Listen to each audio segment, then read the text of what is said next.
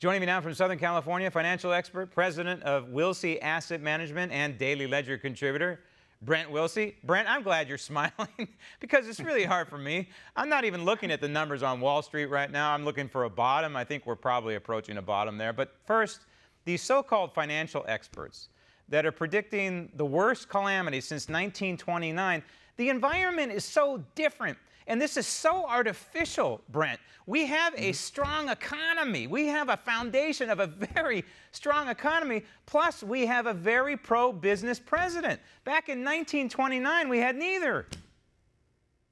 And you're so correct, Graham. And let's point, the reason I'm smiling is as I look at the numbers. And actually, let's remember, our economy is a $20 trillion a year economy. We wipe out 1 month.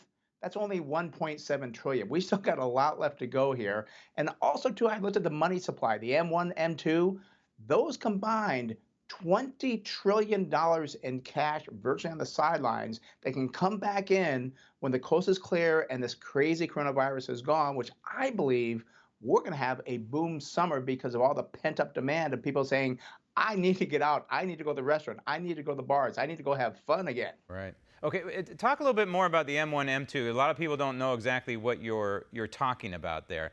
But this measures money in the bank, if you will, disposable money that Americans have access to? Yes, M1, there's about $5 trillion, and that's very liquid money. They can access it right away. It's cash, checking accounts, and so forth.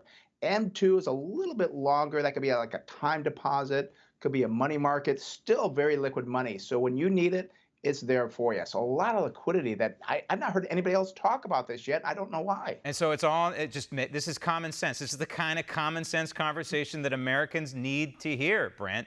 And that is, you have all this money on the sidelines that's just waiting to pour back into the stock market, for example. And hopefully it'll go back into the business economy as well. In the short run, though, let's face it, we have to brace for an unemployment rate. You know, we have the lowest in history. It ain't going to be that way any longer. No, the unemployment rate is going to skyrocket to, gosh, I've heard estimates as high as 5 million unemployed. And we know that's happening because we know they're trying, like the state of California, the state of New York, stay home. It's, you know, the law, so to speak. So we know that's going to rise. I didn't really see it on the freeway today. I still saw a lot of people on the freeway, but we know unemployment is going to be higher.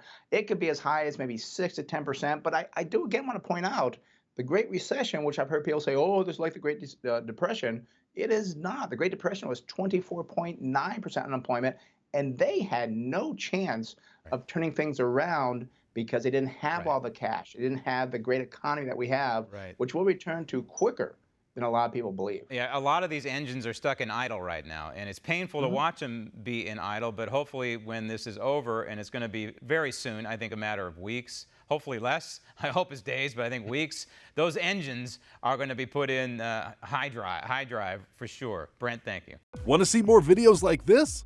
Click on the link below and subscribe to One American News on YouTube, and call your cable provider and kindly demand that One American News is added to your lineup.